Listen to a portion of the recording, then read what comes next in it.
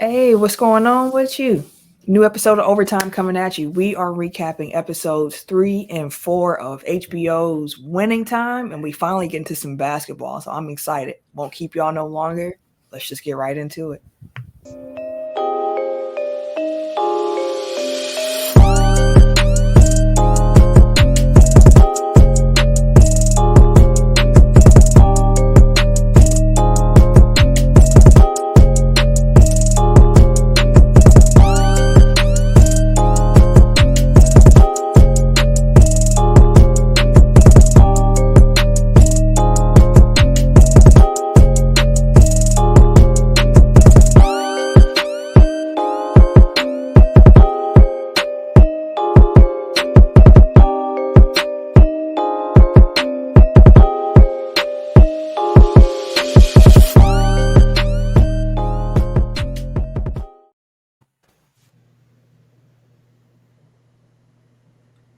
Tim?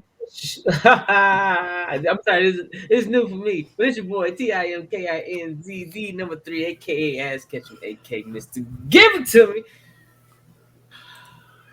It was worth the wait. I am DRJ. Only known as DRJ. And I'm Camille, point guard of the crew, the real life Tifa Lockhart, the girl next door, holding it down for all the women who love sports. And it's your boy K Harris, the gentleman. The gentleman. The everyday gentleman. 24/7.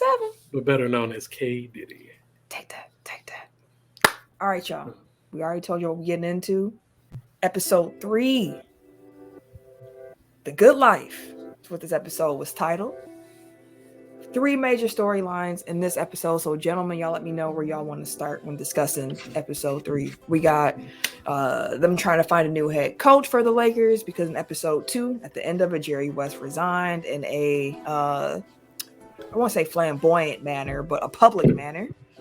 Other storyline you have is Magic Johnson moving out to LA. And then storyline C is a little bit smaller than the other 2, but trying to make the team profitable, where you see Claire and Jeannie working together and trying to brainstorm some things and learning more about the Lakers' financials. So where do y'all want to start with episode 3? Coaching. You say coaching? Yep. All right. You see a few different things with the coaching search. The first thing that came to mind for me was just seeing Pat Riley. First of all, the actor that's playing Pat Riley looks a lot like him. The old but yeah. But for me as a non-Lakers fan, I didn't know much about for me, Showtime coach is Pat Riley. So for me to see him as the show kept calling him a loser was bum. Dang near. Every time that's the most PC thing that they called him in that episode. Yeah. Man, listen, he was like bad. Yeah, like everybody's tripping about like how Jerry West is portrayed. Like Chick Hearn, the family of Chick Hearn needs to be the one that has an issue because he said some stuff like under the radar. Boy. Yeah, he's getting his shit off in that one-on-one with Pat. It was like, damn, my guy. When he said his voice was kind of effy, I said, "Oh my goodness!" Like I get it's supposed to, show how different the time was and whatnot, but it's so jarring to me still to hear certain language like that. Like 40 years ago, where you're just like, we've come away in 40 years. In some ways, yes, in some ways, there has been some progress made, but. What was your thoughts on Pat Riley and just his whole storyline? He was a bum. Why you do my man's like that, man? That was my question in there. Why they giving Pat Riley the hobo treatment? That's what he was, apparently. The hobo treatment. I don't know. He had a nice crib. Like, he wasn't a hobo. Bro, he barely had one if he was able to sawzall the whole damn thing down. That was his garage, bro. That was his garage, bitch. Not the house. Hey, shout out to his wife, though. She was very patient with my man. Yeah, outside of when she said, I used to be married to an NBA player. Hey, I grabbed my shit. Professional athlete, but I guess we even. I was like, oh, guess you shouldn't have started that one, Pat. Well, damn. because she finished it. Yeah, like I have seen pictures of Pat Riley from like the 70s with his mustache and his mop top, and I'm like, that man glowed up like he started wearing Armani suits and slicking his hair back and He was out clean here. shaven. It's just like Started hanging out with Norm interesting. Nixon. He started hanging out with Norm with his thread shop. Hey. Get some digs, bro. But that'll be interesting to track like the progress of like how you get from point A to point B. With Pat. Mm-hmm. Yeah. It's interesting. I did look that up because I was curious if the timeline was legit, but the show is actually messing with the timeline for dramatic effect with Pat Riley. Mm-hmm. He definitely was part of the Lakers broadcast team for that season, the 79-80 season, but he actually had joined the booth 2 years before that season. So the show was making it seem like it's all happening at the same time as Dr. Bus is coming on, but he was already part of that team back then. But let's talk about the coach that Dr. Bus actually wanted. Jerry Tarkanian. The Shark. Tarkanian. Yeah. Tarkanian, my fault. Tark the Shark. Tarkanian didn't seem interested in that job until his boy, his manager, Vic Weiss, was kind of pressing the issue. Next thing you know, Tark is still like, don't really want to do it. Mm-hmm. Dr. Bus decides to fly on out, get the price to go up, and then whose kid is upset right now? That's mine. He said, that's mine.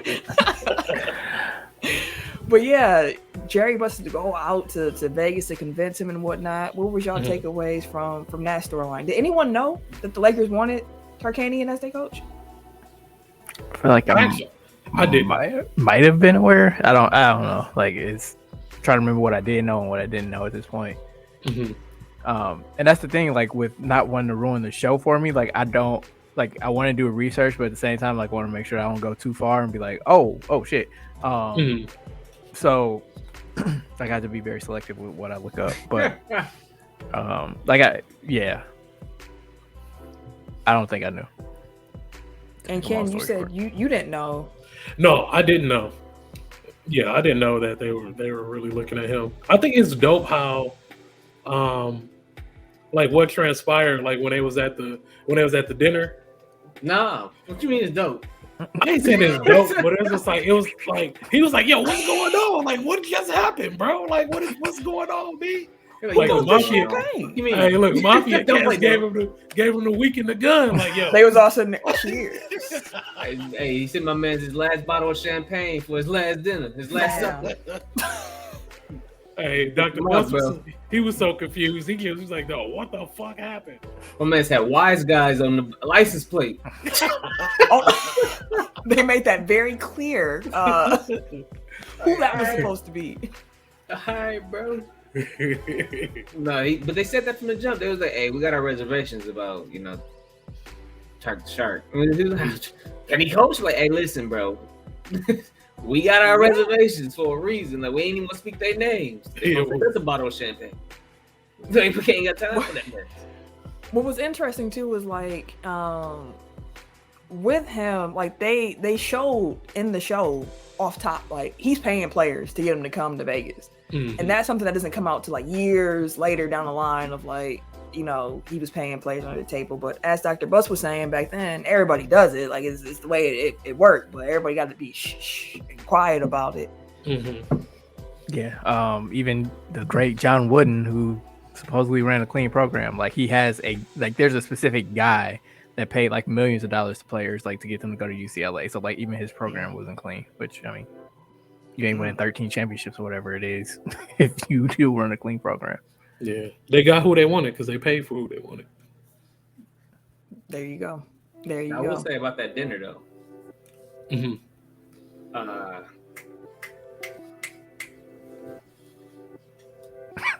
Shit. Had a brain fart. Hold on. I'm finding it.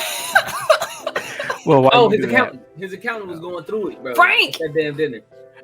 My boy Frank. My man spit out his drink. Hey. Flying everywhere. You're like, bro, what is you? $750K. We ain't got he's broke, bro. Like, how's he operating with no money? Hey, he was getting shit done. Getting Get shit done with no money, bro. Ain't showed a dime. Ain't showed a penny. Ain't showed a pink slip. Ain't showed shit, bro. Just hot air. Hey, Dr. Buster, he the GOAT, bro. He was getting shit done just with a mouthpiece. Literally. Like, for real, for real. He said it was a swan, looking graceful on the outside, but paddling like hell on, well, I guess below the surface. They definitely are showing that. We are seeing all the under the surface activity right now, but the episode actually ended with when you see Vic Weiss is in the trunk of a car. Mm-hmm. The wise guy with Jerry Buss's card, which had me go like, why did they make that artistic decision?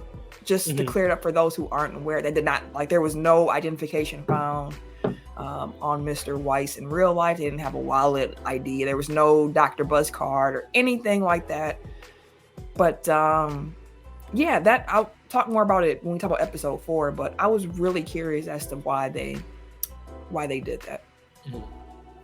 But the guy who they do end up hiring, Jack McKinney, comes in for an interview. He was an assistant coach with the Portland Trail Blazers, helped lead them to a championship.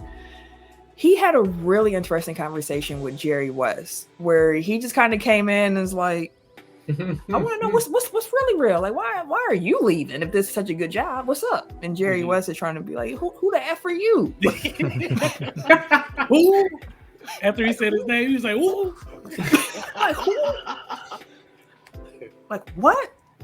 But Jack McKinney is a visionary, as you can see. He kind of, the way that the show is framing it, he is like the visionary behind modern offense and making it more fast-paced and introducing Showtime to the world. Because, again, I didn't even know who Jack McKinney was. So next episode, we talk more about him. But, like, the next episode title is accurate. Because that was the same question I had, too. Who the F is Jack McKinney? I was like, Jerry West. Who is he? Who are you? I thought that Jerry getting mad about who's replacing him, trying to be all involved in the search when you just quit. Like, bro, I hear you. I feel you. You still love the team and everything, but you just turned yourself into a fan. And like a fan, you started criticizing moves immediately. Immediately, bro. He the logo. But you even at the office. He's the logo. Shit. Shoot. But you could say, like, he loves the Lakers so much, he knew he wasn't the right coach for him. Yeah. So, like, him quitting was I mean, we know from history, like, him quitting was the best thing that happened to him because it got the people in that needed to put the pieces together to really launch that team. So, like, I get it, but at the same time, it's like he is still the logo. He is still, like, the greatest player in the history at that point, the greatest player in history of the franchise. Like, and he still wanted to be involved, just not as head coach. So yeah. And that was real. The speech that he gave when he was talking to Dr. Bus, like, yo, I can't do this for you. It's not that I'm scared. He's like, I wish I could be out there playing for you. But me as a coach, this is not the best case scenario. And that's how he felt in real life. He was like, coaching made me a yeller and a screamer. And I don't like being like that. And as we all have seen now in 2022, him in the front office, wherever he stops, has been legit. So exactly, he gets shit done. Yeah, it's been legit there. So one thing I will say about Jerry West, in real life, he quit coaching earlier in the summer. It was not 3 weeks before training camp, like the show. The show sets it up, but of course, dramatic effect for the show. Putting that timeline on there makes it feel more urgent. So, you know, I did like you were saying before, he realized that he wasn't the right coach for the job. But the message I took out of, well, one of the things I was looking at as far as on the messages, because it was beginning of the episode, was fear of failure when handed the tools to succeed with no obstructions. Because, and I think I've been talking about this lately with other people, like, there is a legit fear that people have once you put them in a situation where there's no more excuses that can be made. You're put in the perfect position to succeed. Will you fail or will you succeed? And some people need the excuses there in order for them to feel like they can't succeed. Because if you take away all the excuses, can you really do it, or is it just that you're just not it? And him recognizing that, nah, this ain't it for me. I'm thinking of it on that level, but at the same time, it's still like, yeah, you know, that's dope that you recognize that and don't want to kill the franchise because he probably thinking about he don't want to kill his legacy either.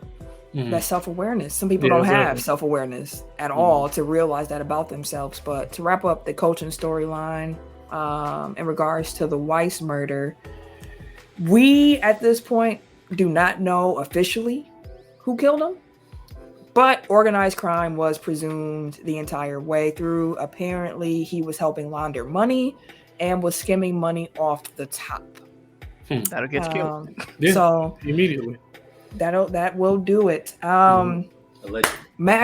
Allegedly. Yes, Magic Johnson. This is what I've been waiting to talk about. Magic Johnson moving to LA, the other big storyline. Like, you see Magic and Norm kicking it, you know? My man's Norm is smooth brother, bro. Norm is hilarious. Fam. I wrote down what he said when he was talking about his clothes. Where did I find it? He said, no, that's my Zastro. No, we're going to talk about Zastro. Hold on. Zastro, wild boy. Hey. Zastro, bro. My man couldn't get off the ride. Hey, bro. Norm called Magic's clothes repugnant. And when he took him into the store owner said, "What have you brought me?" All of that had me. These are my favorite shoes. What you mean?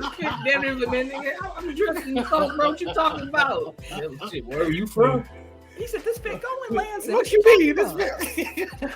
In Ohio, Michigan. Like, even today, like a Midwestern dude moved to LA, that's probably the reaction they gonna get. So yeah, that felt true to life. This fit go. He's like, "No, it don't." What's with the haircut too? I'm like, "Your hair don't look much different, bro. None of y'all got linings." Nobody got linings, bro. Like linings didn't exist before like 1994. Everybody should look like somebody hand like this, bro. Hey, like, it look like the like this. Like that ain't a lot of like the that, Wu-Tang motherfucker. That's what that shit look like. Close that bitch in. Stop, bro. The whole nine. All right. There you go, bro. Like, no, dog. Ain't nobody get those. No, that's damn near how Kevin Durant shit look. This shit was better. Listen. But it is interesting to see like Mr. LA, Mr. Glitz and Glamour, Mr. Showtime, like was a Bama, like when he came out there. Mr. Bama. And like had to, you know. Yeah, had to get him right. Had to get him right. Man wore prom tux to the bro to the premiere. Dude, no. Listen. First he wore the tux to go get some pussy though. Yeah. Wait.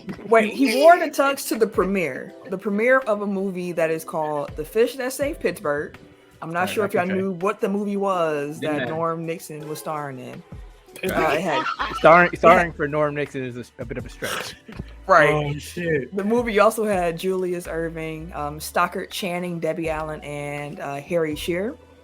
And The Fish That Saved Pittsburgh is a disco-inspired fever dream of a movie about an astrologer who convinces a basketball team owner to build a roster entirely composed of Pisces.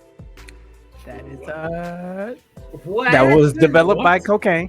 What? Late 70s movies. Sponsored by. That movie was brought to you by cocaine. For the Also, Debbie Allen. Yeah. Debbie Allen is Mrs. Norm Nixon. So, now you know. So, yeah, they go to the movie premiere because Magic was at first, he was like, I can't even make it with you, Norm. I'm going to hang out with Dr. Buzz. You know, that's my guy, and this and this and that. Doctor. He gets Dr. Buzz home, and he thinks that Jeannie Buzz is one of Dr. Buzz's slimmies. Yeah, he looking at her cheeks and everything. Where I don't know what cheeks he's looking at. He's looking at something. Looking at some flapjacks. He's looking at a leg. He's looking at a leg. He's looking at flapjacks. He was excited. I'm like, all right, bro. He said, "Okay, Dr. Buzz, I see you." I'm like, ew. I'll see you with the young tender. That's the thing that I feel like the show doesn't really show you, but like Magic is only like 2 or 3 years older than Jeannie. So like, yeah, it actually wasn't like creepy for him to be staring at her, but like obviously, you know, Jerry Buss is seeing girls his age. So I mean, yeah. So seeing girl, the same age as his daughter. Yeah, that's what he was on. But because Dr. Buss got the call to go to Vegas at the dinner we already mentioned, Magic decides to go to Norm Nixon's movie premiere. Although, according to the show here, we only see the back of Norm's head for a brief moment. So. But before Magic walks in, he meets Zastro. Zastro. That man said, "My name is Zastro. Everyone around here calls me Zastro." I said, "What? What, nigga? That was a nice joke. And he's like, just call me what I'm learning. Everybody else Oh, calls me. man. Disaster. Gave him the card." They had to save Yeah. my man's. Magic was ready off top. Like, yo, what? Hey, no, Silk gave him some good advice though. Yeah. What He was the definitely advice he gave gave him? He's like, hey, he ain't got shit to lose. I see cats like that all the time. He's like, you do. Mhm. I was like, yeah, Be hey, that's a careful. nice quick word real quick. He was like, let's go to these seats, my nigga. Let's go to these seats. And what do Magic do halfway through the movie? Decide, He had cheeks on the mind. I'm going to this brothel. All right, I'm about to go see what Zastro talking about. And the way that you see what happens when Magic goes to Zastro's is when he calls his family. Clearly, Wow. as I was piecing it together, I'm like, okay, his family's getting ready to go to church. It's still kind of dark where Magic is. Yeah. Did Magic just come straight from the brothel and then call his family? Yeah, he did. And it just so happened. That's what it seems like. Because it's 2 hours behind, so it probably 3. was 5 a.m. and it was 3 a.m. 3 in Michigan, yeah. Mm. 'Cause Michigan's in the Eastern time zone. Fresh out. So- like 5, Yeah, 6 so in the Senate, morning. boy. 5, 6 in the morning. They on their way to And church. they get ready to go to church. And they It asking just- him, you been eating well? Oh, yes, ma'am. I have sure have. Hey, God they is don't good. They don't leave any ambiguity as to how he was getting to it. he contracted what he contracted. Mm. Hey, Man, His- they his- had him His meal hidden- did look delicious. hey, Man, eating new random cat in a brothel, like that's hey, egregious. Like, nigga went in that for does not seconds. look appetizing. Like, My man's went in for seconds, boy. right. Hey, he put a bib. He threw the bib on. Like, Use utensils and shit, bro. hey, bon appetit. This motherfucker. Man, that is Hey. wild. My man had a prom suit on, bro. he walked in that joint with a prom suit on. Yeah. And got to it. It got right to Got it, though. They broke the fourth wall. He's sitting here doing this thing, looking at us. I said, "Don't look at me while you're doing this. That's a little Making too eye intimate contact. for me." You see this I don't scroll? need- You I don't see this need- nigga look over. Don't break the fourth wall here, please. I don't need that. This one they call me Magic. The Hey, magic you know man. what? For that nigga there to be Magic, he sure was getting tricked a lot. Hey, Trick was on him like a motherfucker the whole time. Like, bro, cats is just getting whatever information they want out of this man. They just taking him wherever they want him to go. I'm like, God dang, Magic. Oh, Hey, man. Magic. He's trying to adjust. He even called Cookie before he went to the brothel and was I hope he don't call trying to him put anymore. the moves on her. To Man. wish you was out here, and she like, "Don't call." All right, bye. All right. All right, nigga. This man, he Bye, get- nigga. He get mad. He get disrespectful. as fuck. Like, God dang. Hey, oh what, bro? Man, He get in next his tricks. episode, I was like, I was like, he bogus as fuck. He said I have a double but you wonder why you be in the situations you be in and shit. man, man. But yeah, Magic was trying to adjust to his life out there, and while he's doing that, Claire and Jeannie were also trying to adjust to figure out how to make the team profitable.